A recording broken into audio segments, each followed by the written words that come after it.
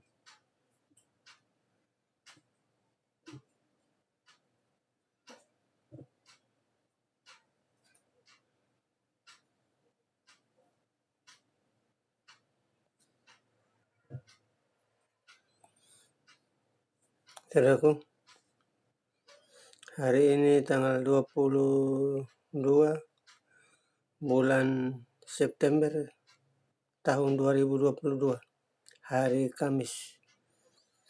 Saya menjumpai Anda melalui siaran Zoom ini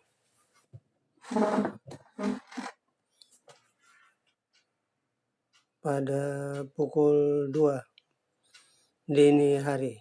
Pada pukul 2 dini hari, saudaraku.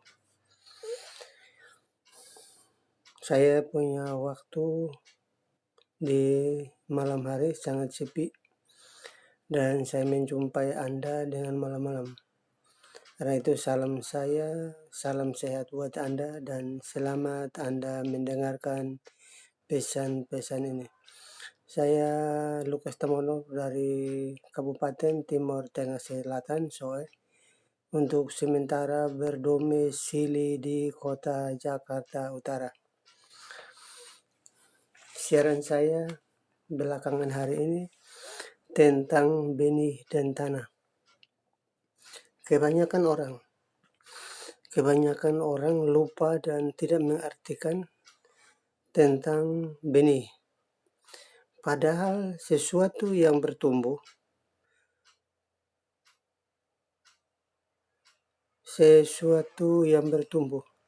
berupa bahan 9 pokok, yaitu jagung, beras, jagung, padi, pisang, kacang-kacangan, ubi-umbian. Dia membutuhkan bibit yang ditanam di dalam tanah.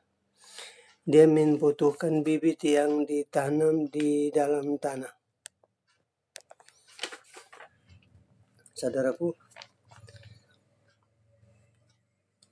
bibit yang ditanam di dalam tanah itu yaitu misalnya jagung ditanam hari Senin, maka kalau tanah itu basah dan bagus cuacanya, bisa bertunas hari Rabu. Saudara bisa diuji coba supaya Anda memastikan bahwa tanam dan bertumbuh, karena pada saat ditanam di dalam tanah itu dikuburkan, mati, dan 3 hari kemudian bibit itu tumbuh. Tumbuh itu adalah tunasnya dan bijinya tinggal di dalam tanah. Kalau jagung itu umurnya 90 hari, seperti biasanya petani pada umumnya. Dia panen jagung itu dari satu biji menjadi satu puler menjadi satu ladang kecil, dan tanam yang ketiga bisa menjadi satu kebun besar dari satu biji jagung. Saudara harus paham benar maksud ini, karena benih itu harus ditanam, harus dikubur di dalam tanah hingga ia mati. Yang tumbuh adalah tunasnya dan bijinya diam di dalam tanah. Itu tanam yang pertama, saudaraku. Tanam yang kedua, benih berupa makhluk hidup, yaitu manusia. Kejadian pasal 1 ayat 26, bunyinya, Tuhan menciptakan Adam dari debu dan tanah segambar dengan Tuhan. Tuhan menciptakan Adam segambar dengan Tuhan. Saudaraku, supaya Adam tidak seorang diri, Tuhan mengambil salah satu rusuk dari Adam, bangunlah manusia itu yang kedua, yaitu Hawa. Dan dagingnya ditutup, tulang rusuk yang diambil itu ditutup dengan daging. Saudaraku, supaya Adam dengan Hawa tidak seorang diri, tidak dua orang, maka benih dari Adam ditanam di rahim Hawa, sehingga menjadilah tumbuh di dalam rahim. 9 bulan 10 hari ia dilahirkan. Anak-anak di dalam rahim Hawa dilahirkan, yaitu Kain dan Habel, dan keturunannya sampai air bah memusnahkan dunia. Sejak air bah memusnahkan dunia sampai tahun Masehi 2022, maka manusia yang ada di kolong langit ini berjumlah 7 miliar lebih. Itu gampang dicek melalui internet. Anda bisa mengetahui jumlah penduduk dunia melalui UNHCR, PBB, bisa mengetahui penduduk dunia. Saudaraku, itulah tanam yang kedua. Tanam yang ketiga, benih dari sorga, benih ilahi yang berasal dari sorga. Saudara, benih ilahi yang berasal dari sorga itu turun dari sorga, masuk ke dalam rahim Maria. Melalui rahim Maria, benih itu tumbuh dan sampai 9 bulan 10 hari dilahirkan, yaitu benih yang berasal dari sorga, Yesus Kristus namanya. Saudaraku, itu benih yang ketiga. Itu terdapat di pertama Yohanes pasal yang ke-3 ayat yang ke-9 dan yang ke-10.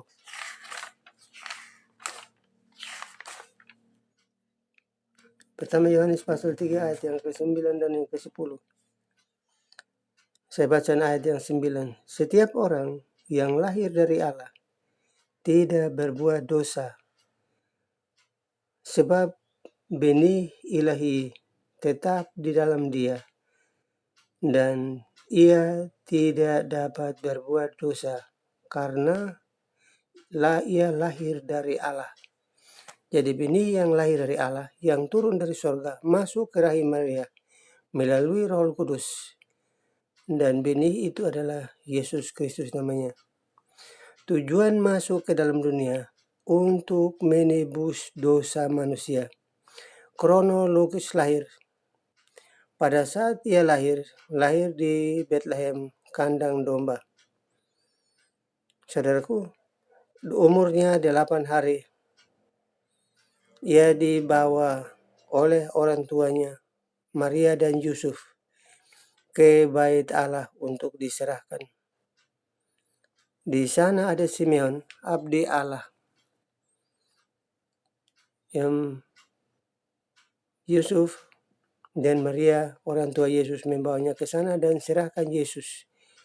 Pada saat Simeon melihat orang tua Yesus bawa Yesus ke sana, ia berkata bahwa telah mataku melihat keselamatan yang datang ke dalam dunia, maka aku pulang dengan sentosa.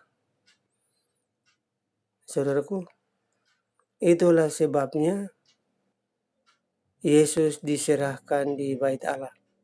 12 tahun kemudian, Yesus dibaptis oleh Yohanes Pembaptis di Sungai Yordan.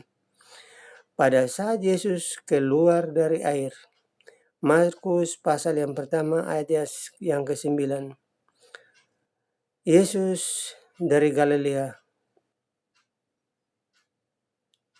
ia dibaptis oleh Yohanes Pembaptis di Sungai Yordan.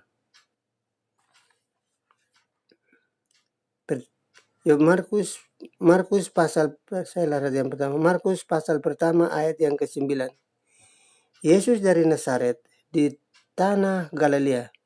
Ia dibaptis oleh Yohanes Pembaptis di Sungai Yordan. Markus pasal pertama ayat yang 9.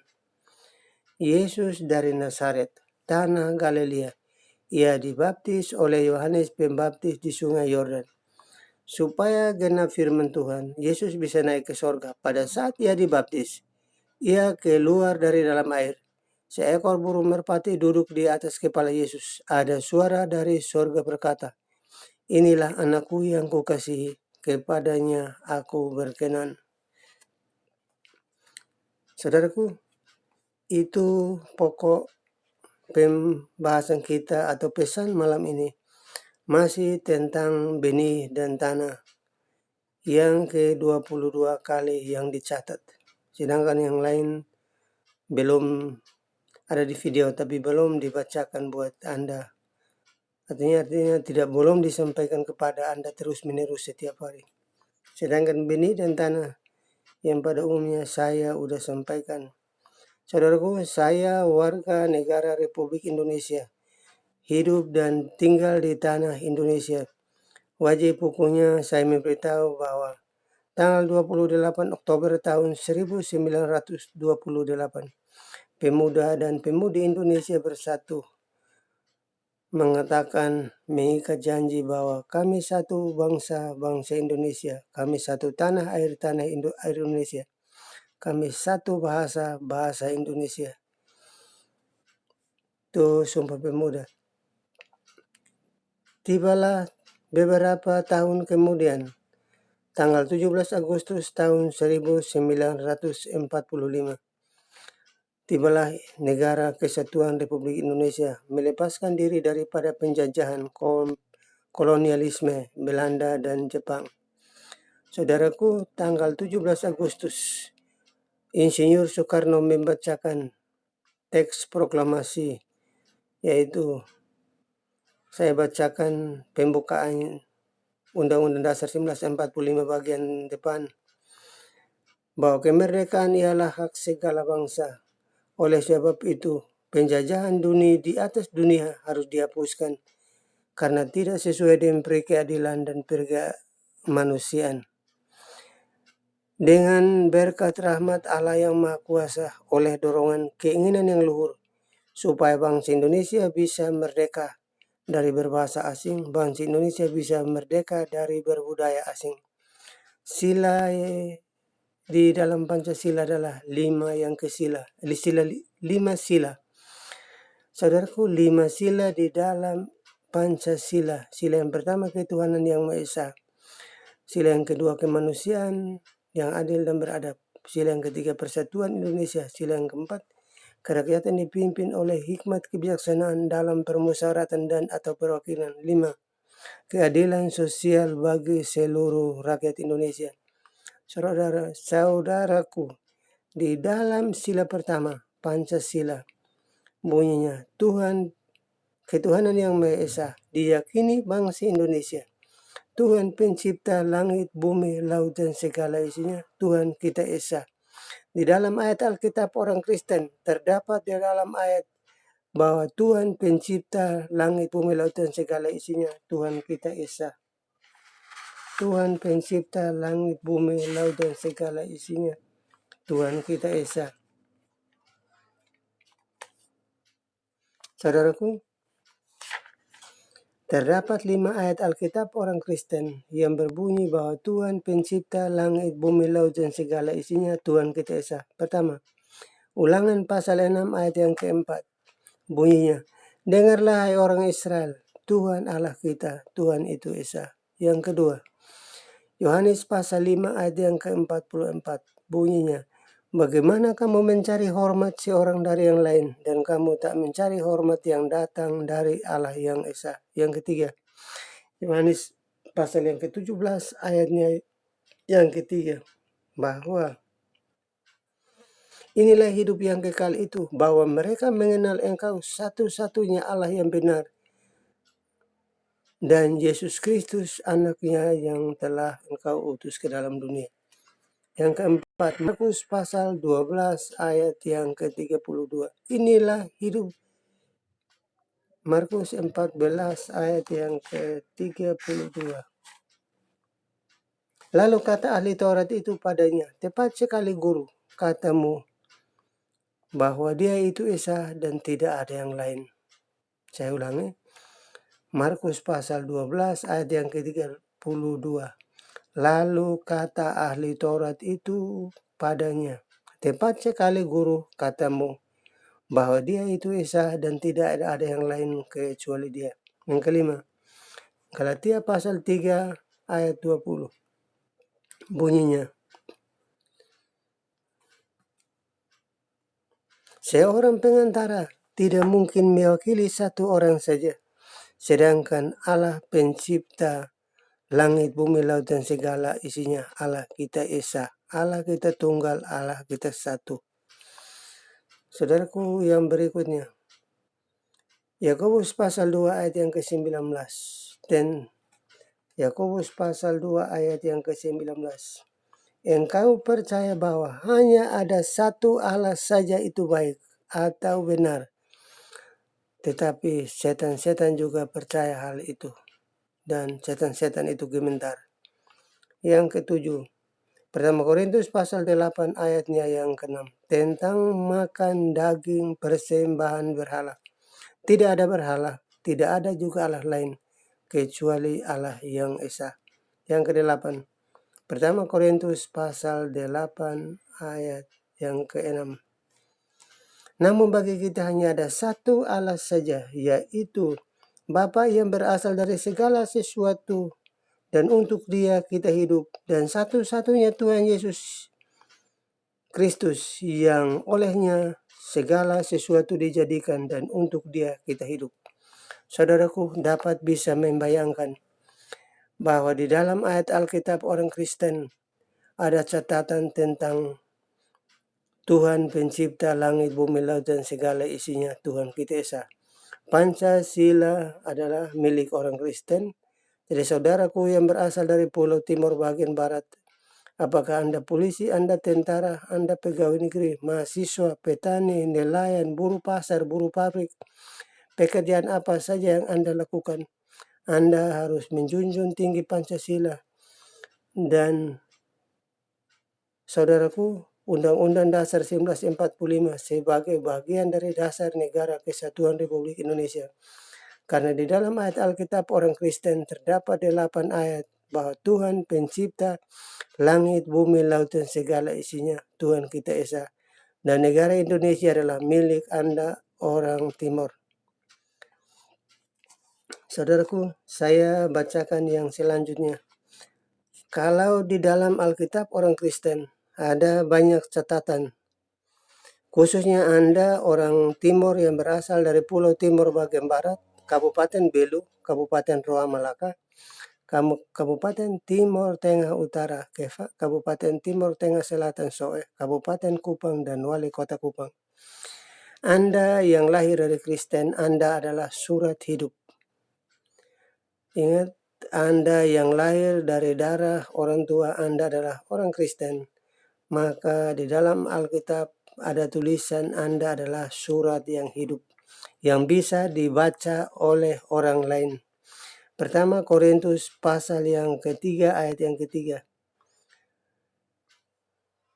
Kamu telah ternyata bahwa kamu adalah surat Kristus yang diutus oleh pelayanan kami, ditulis bukan dengan tinta, tetapi dengan roh dari Allah yang hidup, yang bukan di loh-loh batu, tetapi melainkan di loh-loh daging, yaitu di dalam hati manusia. Jadi Anda dengan saya orang Timur yang ada di mana saja, di wilayah Kesatuan Republik Indonesia, di tanah Timur itu sendiri, di kabupaten lain yang tersebar di seluruh Indonesia, atau Anda lagi bekerja di luar negeri, bertugas di luar negeri, dan Anda menangkap siaran ini, Anda harus bangga diri bahwa Anda adalah surat hidup yang bisa dibaca oleh orang lain, karena di dalam Anda ada Roh Allah yang turut bekerja. Roh Allah yang turut bekerja sehingga Anda tidak hidup seorang, tetapi Tuhan hidup bersama dengan Anda. Dan Tuhan bekerja bersama dengan Anda. Di kedua 2 Korintus pasal 3 ayat yang ketiga. Kamu telah ternyata bahwa kamu adalah surat Kristus yang ditulis oleh pelayanan Rasul Paulus. Ditulis bukan dengan tinta, tetapi dengan Roh Allah yang hidup, bukan di loh-loh batu, melainkan pada loh-loh daging, yaitu di dalam hati saudara dan saya. Bagian pertama, saudara. Bagian kedua, 2 Korintus pasal 1 ayat 22. Roh Kudus disebut matrai kesungguhan. Roh Kudus disebut matrai kesungguhan. Kalau ayat di atas, Roh Kudus hidup di dalam hati Anda, maka itu Roh Kudus yang akan bekerja menggantikan Anda. Saya bacakan 2 Korintus pasal pertama ayat 22. Roh Kudus disebut matrai kesungguhan, jaminan di dalam hati orang Kristen, karena telah mendengar firman kebenaran. Karena telah mendengar firman kebenaran, yaitu Injil keselamatan. Yaitu Injil keselamatan. Saudaraku, yaitu Injil keselamatan. Efesus pasal 1 ayatnya yang ke-13. Di dalam Dia, kamu juga, di dalam Yesus, kamu juga dikuasai oleh Roh Allah. Kedua Korintus pasal 1 ayat 22. Materai atau tanda. Materai atau tanda miliknya atas kita, dan yang diberikan Roh Kudus di dalam hati kita sebagai jaminan dari semua yang telah disediakan untuk kita. 2 Korintus pasal 1 ayat yang ke-22 itu, saudaraku. Efesus pasal 1 ayat yang ke-14. Dan Roh Allah atau Roh Kudus, jaminan bagian hidup kita sampai kita peroleh seluruhnya, yaitu, saudaraku, yaitu penebusan yang menjadikan kita milik Allah untuk memuji dan memuliakannya. Jadi Roh Kudus itu sangat penting di dalam hidup Anda. Kalau Anda, Yesus hidup seperti apa, dan Anda usaha harus sama seperti Yesus pada saat hidup. Atau paling kurang firman-Nya Anda menggunakan di dalam hidup Anda setiap hari, pagi, siang, dan malam. Yohanes pasal yang ke-14 ayat yang ke-15. Barang siapa yang mengasihi aku, dia harus turuti perintah-perintahku. Yesus pada saat hidup, bagaimana Yesus cara hidup, maka Anda dengan saya harus seperti itu. Itu tuntutannya. Yohanes 14 ayat yang ke-15. Barang siapa yang mengasihi aku, dia harus turuti perintah-perintahku. Efesus pasal 1 ayat yang ke-13.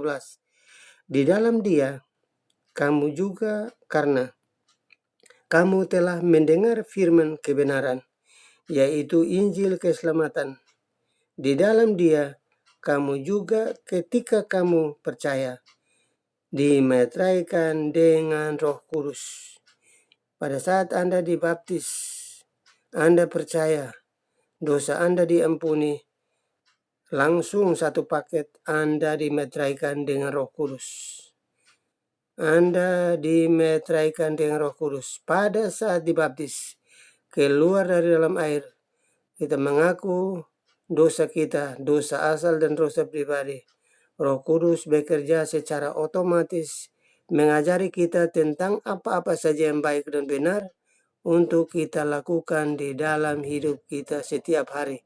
Dalam tugas dan pekerjaan Anda, orang Timor, apakah di tempat asal, di kampung halaman orang, di kota lain, di luar negeri, Anda harus menjalankan firman Tuhan sebagai pelita bagi kakimu dan terang bagi jalanmu. Pertama Korintus pasal 12 ayat yang ketiga. Tidak ada seorang yang dapat mengaku bahwa Yesus Kristus adalah Tuhan selain Roh Kudus. Sedangkan baptisan Roh Kudus adalah karunia Tuhan untuk semua orang yang disucikan hatinya. Tanda awal baptisan Roh Kudus adalah Anda harus belajar taat dan setia dengan Tuhan. Di dalam roh dan kebenaran Anda bekerja. Di dalam roh dan kebenaran Anda menyampaikan pesan-pesan. Kisah Rasul pasal yang pertama ayat yang keempat dan kelima. Saya bacakan kemudian nanti. Saya bacakan lebih dulu.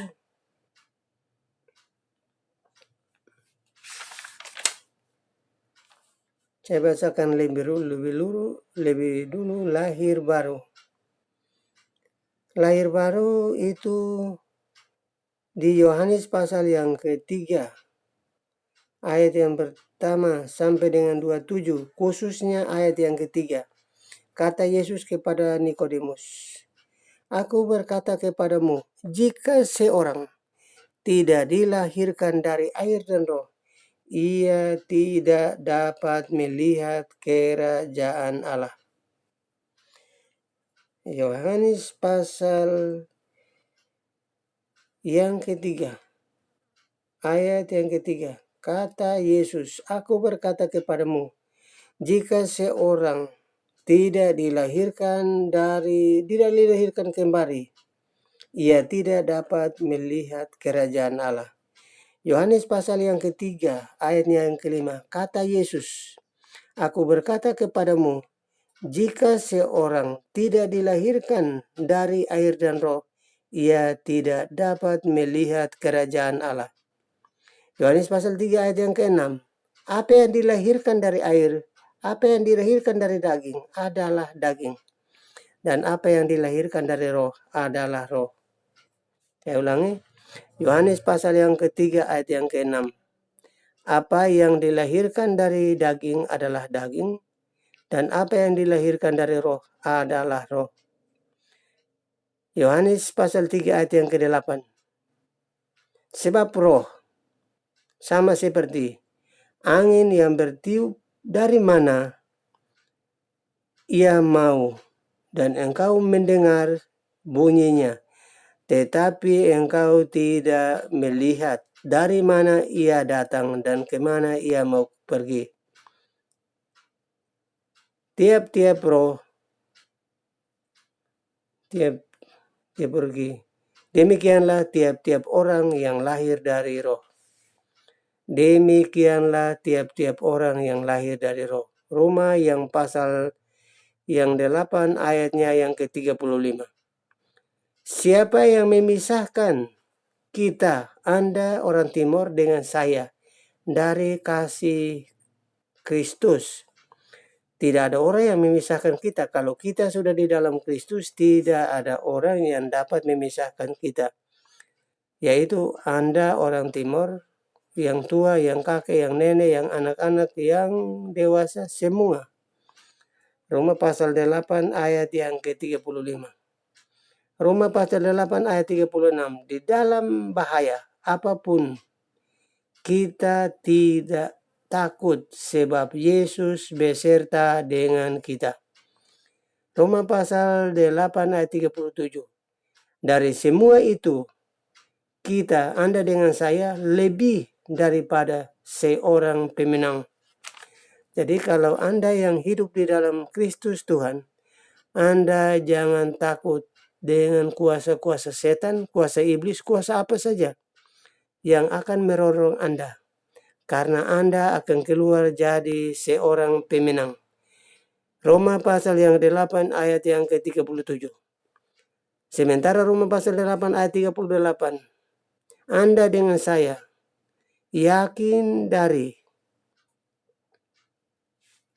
Anda dengan saya yakin dari maut atau hidup, yaitu kita selalu ada di dalam Yesus.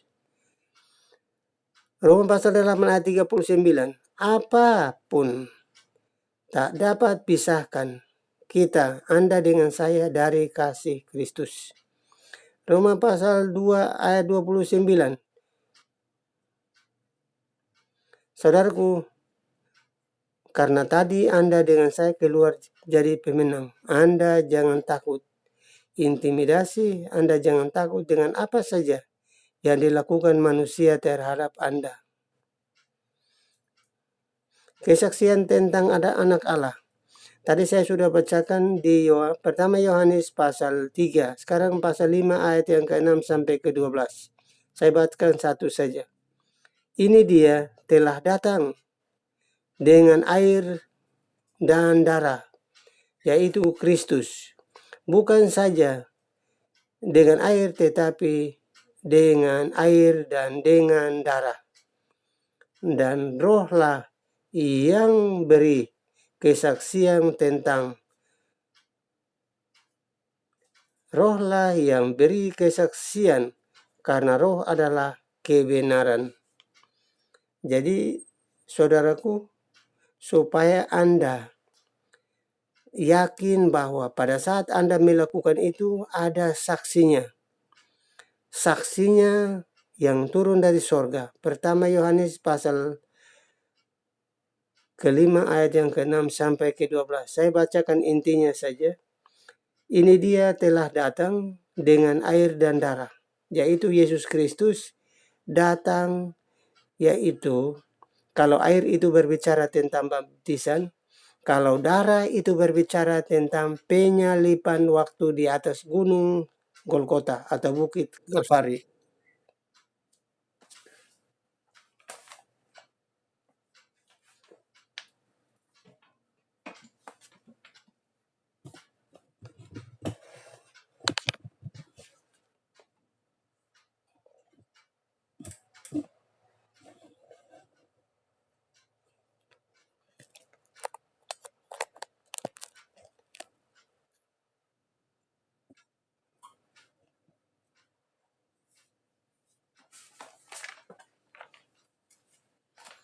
Ya, saudaraku.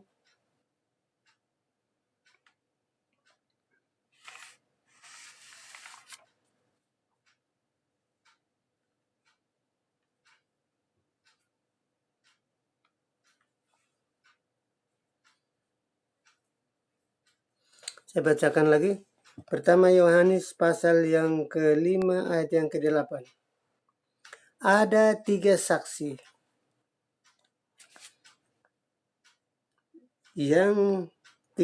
di bumi, yaitu roh, air, dan darah.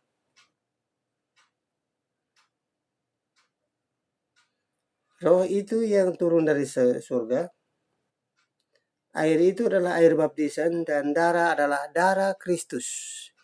Darah Kristus yang mati di atas kayu salib untuk menebus dosa Anda dengan saya. Ada 3 saksi di sorga, yaitu di sorga ada anak, di sorga ada Bapa, dan di sorga ada Roh Kudus. Jadi kalau Bapa diam di sorga, Yesus turun ke dunia tahun Masehi. Setelah 33 tahun, ia mati disalibkan, turun ke dalam kerajaan maut. Pada hari yang ketiga dia bangkit dari antara orang mati. 40 hari kemudian ia menampakkan diri. 10 hari kemudian Roh Kudus turun. Jadi Roh Kudus turun ke dalam hati Anda dengan saya. Roh Kudus akan memberikan penghiburan. Roh Kudus akan menolong Anda di saat mana saja Anda.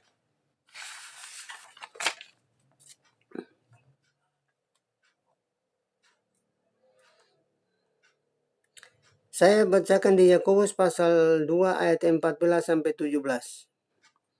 Di dalam Anda beriman, Anda harus ada perbuatan.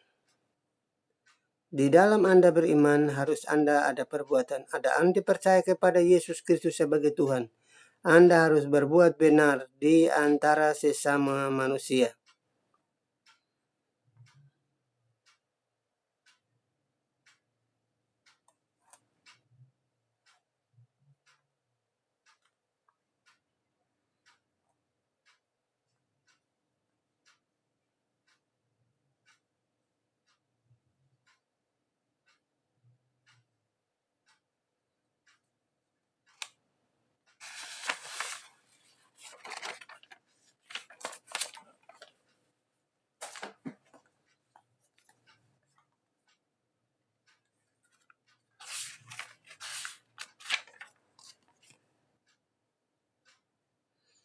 Saudaraku,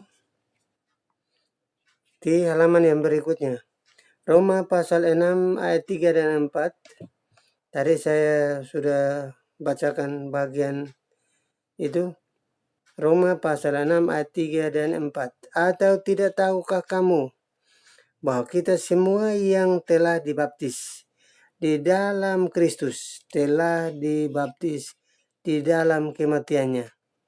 Demikian kita telah dikuburkan bersama-sama dengan Dia oleh baptisan di dalam kematian, supaya Anda dengan saya hidup di dalam Kristus, dibangkitkan dari antara orang mati oleh kemuliaan Bapa. Demikian kita akan hidup dalam hidup yang baru. Jadi kalau Anda dibaptis, Anda jangan takut. Karena baptisan adalah baptisan pertobatan dari dosa asal Adam dan Hawa. Dosa pribadi yang dilakukan setiap hari. Pikiran, perkataan, dan perbuatan.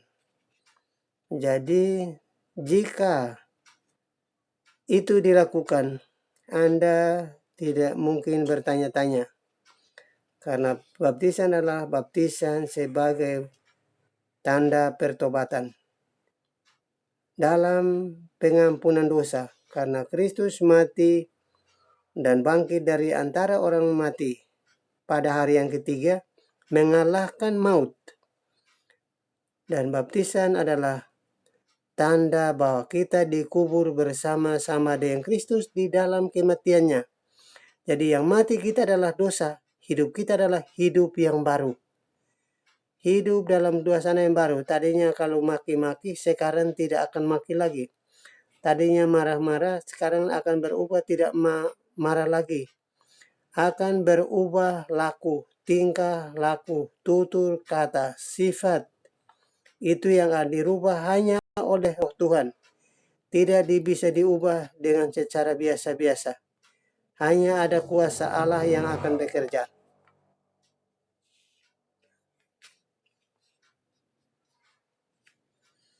Kisah Rasul pasal 16 ayat 31. Percayalah kepada Tuhan Yesus Kristus dan mengaku akan selamat engkau dan seisi rumahmu.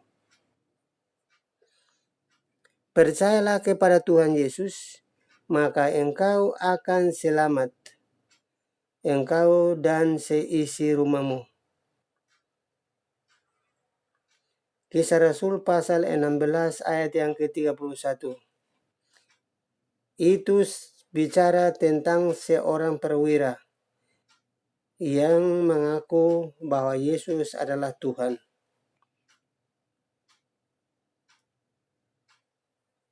Orang menderita minta tolong Paulus di dalam penjara di Filipi. Efesus pasal 2 ayat 8 dan 9. Sebab karena kasih karunia kamu diselamatkan oleh iman, itu bukan hasil usahamu, melainkan pemberian Allah dengan cuma-cuma. Efesus pasal 2 ayat 8 dan 9. Sebab karena kasih karunia kamu diselamatkan oleh iman, bukan karena usahamu, melainkan karena pemberian Allah dengan cuma-cuma. Filipi pasal 2 ayat yang ke-3 sampai yang ke-5.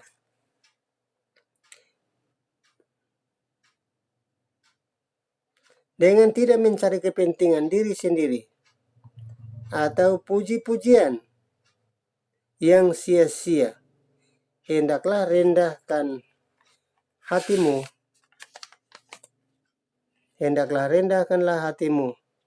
Anggaplah seorang akan yang lain lebih utama dari diri sendiri. Ayat yang ke-9.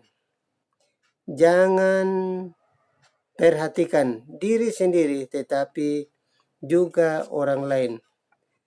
Filipi pasal 2 ayat yang ke-9. Filipi pasal 2 ayat yang ke-5. Hendaklah kamu menaruh pikiran dan perasaan terdapat di dalam Kristus Yesus. Lukas pasal yang kedua ayat yang ke-11. Hari ini telah lahir bagimu seorang juru selamat. Jadi juru selamat itu yaitu Yesus Tuhan.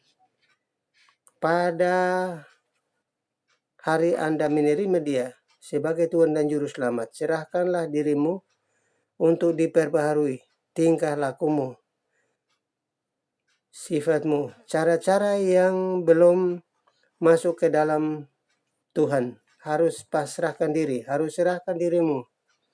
Menerima baptisan sebagai tanda pertobatan. Anda diperbaharui dari tingkah lakumu. Anda lahir baru, Anda akan menerima kuasa Allah.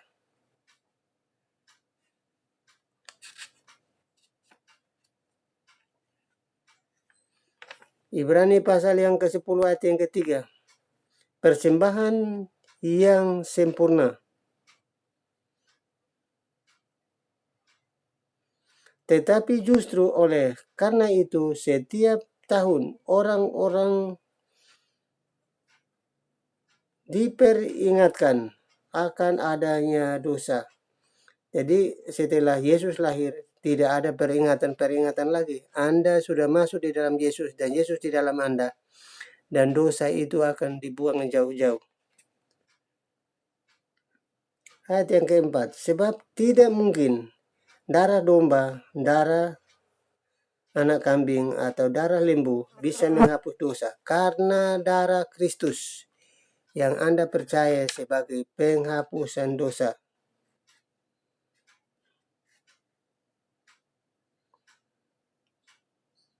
Ayat yang kelima, ketika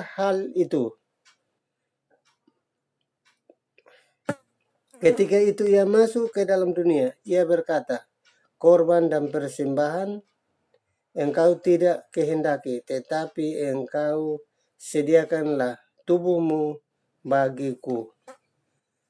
Jadi korban kambing, sapi, lembu, kambing, apa semua tidak perlu. Anda harus sediakan dirimu, Tuhan diam di dalam, supaya Tuhan turut bekerja. Anda dengan saya harus siapkan diri supaya Tuhan turut bekerja di dalam diri Anda dengan saya. Harus pasrah 100%, tidak separuh-separuh. Ibrani pasal 10 ayat yang ke-10. Karena hendaknya kita telah dikuduskan satu kali untuk selama-lamanya oleh persembahan tubuh Tuhan Yesus Kristus. Jadi tubuh Tuhan Yesus Kristus dipersembahkan hanya satu kali.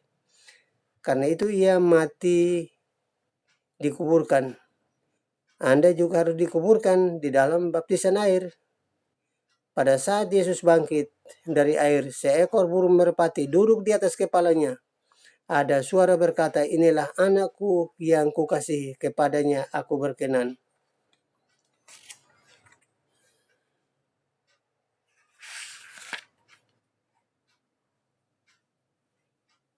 Saya sudah banyak bacakan, saudaraku.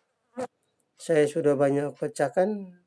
Ini tadi pertamanya Anda dengan saya orang Timur adalah surat hidup. Surat hidup yang ditulis melalui pelayanan rasul-rasul.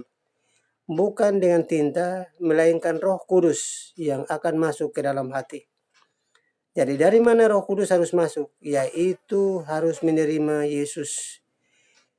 Pada saat mengaku dosa, dosa akan diampuni. Pada saat dibaptis dan keluar dari air, dosa disucikan. Jadi itu simbol-simbolnya. Simbol-simbolnya, dan itu adalah Alkitab yang dicatat oleh nabi-nabi, rasul-rasul, dan Tuhan Yesus sendiri yang berbicara selama 3 tahun lebih. Bersyukur dan berterima kasih bagi Anda yang mendengar dan melakukannya di dalam hidup Anda. Saya dan Anda harus melakukan itu secara benar, sehingga itu kita menjadi bagian dari tubuh Kristus. Terima kasih saudaraku, malam ini saya menjumpai Anda. Sudah jam 3 kurang 10 menit. Jam 3 untuk Indonesia Barat kurang 10 menit. Terima kasih bagi Anda yang mendengarkan siaran ini, sehingga Anda dapat melakukannya di dalam hidup Anda. Anda jangan tahan-tahan. Pada saat Anda mendengarkan hal ini, Anda mengambil keputusan untuk memanggil Yesus masuk di dalam hati, supaya Yesus bekerja melalui Roh Kudus yang akan bekerja menggantikan Anda. Terima kasih saudaraku. Salam sehat buat Anda. Sebelum Anda berangkat kemana-mana harus menggunakan masker. Cuci tangan sebelum dan sesudah beraktivitas. Dan yang ketiga, berusaha menghindari kerumunan banyak orang. Hingga pemerintah Republik Indonesia memutuskan bahwa COVID-19 sudah hilang dari tanah air Indonesia. Anda dengan saya bebas dari hukum COVID. Tetapi sebelum itu Anda dan saya masih dikenakan hukum COVID-19. Terima kasih, salam sehat.